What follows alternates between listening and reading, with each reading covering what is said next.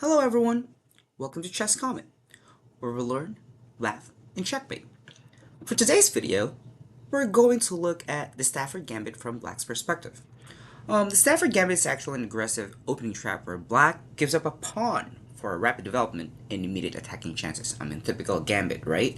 And if White plays inaccurately, Black may simply have a compensation.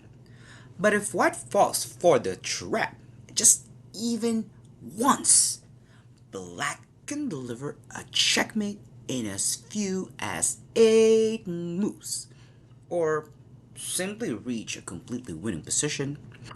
And this gambit is a perfect example of why grabbing material without understanding the position can be very dangerous, my friend.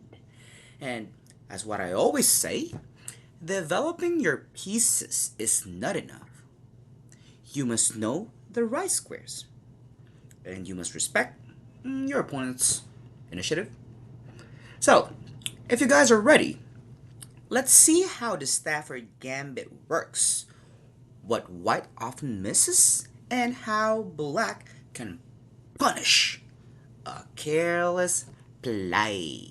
Okay, so White plays pawn to e4, Black plays pawn to e5, White plays knight f3, and Black plays knight f6. So this looks like a Petrov, right? White captures the free pawn, and if you guys watch our video regarding how to beat a copycat when Black captures knight takes e4, I would I would recommend you to please watch it because you'll learn on how to beat a copycat. But here, for the Stafford Gambit, Black doesn't do anything to win back this pawn on e4. Instead, Black plays knight to c6 and continue to develop its pieces. What's the purpose? White captures, obviously, because if the knight moves back, you're giving Black a chance to capture back the pawn. So White captures your knight on c6, and you're going to capture back with a d pawn, and you're opening up your bishop's diagonal. And look at both of your bishops. They're ready to rumble or create a chaos for White. Now, it's this is the on the spot threat in which what Black wants to capture the pawn on e4. So a logical move for White is to play pawn to d3, creating a chain while opening up another bishop's diagonal. So Black plays bishop to c5, development, and here is the trap. Okay, when Black plays bishop to g5, and actually the move bishop to g5 is inviting, right? It's like, how can you resist pinning the knight? So if White plays this, it's game over. And let me show you how. Black sacrifices its queen by playing knight takes e4. So if, of course, White captures, then you have a checkmate in 2. After bishop takes f2 check, the king is forced to go to e2, and then followed by bishop to g4 checkmate. If you can see this pattern, if you're familiar with the Legal's checkmate pattern or one of the Philidor's checkmate pattern, the only difference is here we're using the bishop to checkmate, and for the Philidor's or Legal's checkmate, there's a knight to checkmate, but you have to reverse it for White's point of view because White is the one delivering the checkmate. So now let's try to go back. Back.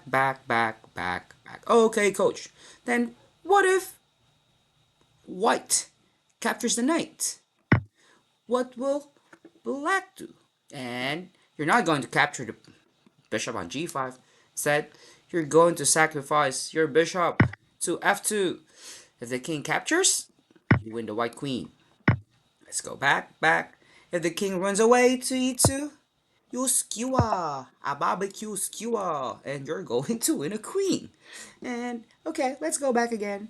Alright, coach, after you play knight takes e4, what if the bishop doesn't capture the queen, and what if the pawn doesn't capture the knight? Obviously, this is the present threat. What if the bishop moves back to e3? If White tries to protect the bishop, by the way, sorry, maybe queen c1, the knight can just simply take it. Okay, what if the bishop goes back? You just have to capture, And then we have a threat of queen h4 check. If the king runs away, you have a checkmate on f2. Pawn blocks. You just have to capture it.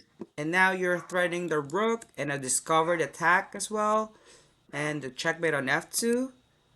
So it's likely what will capture your knight. And then you just have to capture the rook on h1 and you're just completely winning. Okay? I hope you guys learned from this video. And please don't forget to like, subscribe, and share the good chess vibe. Until next time. Bye bye for now.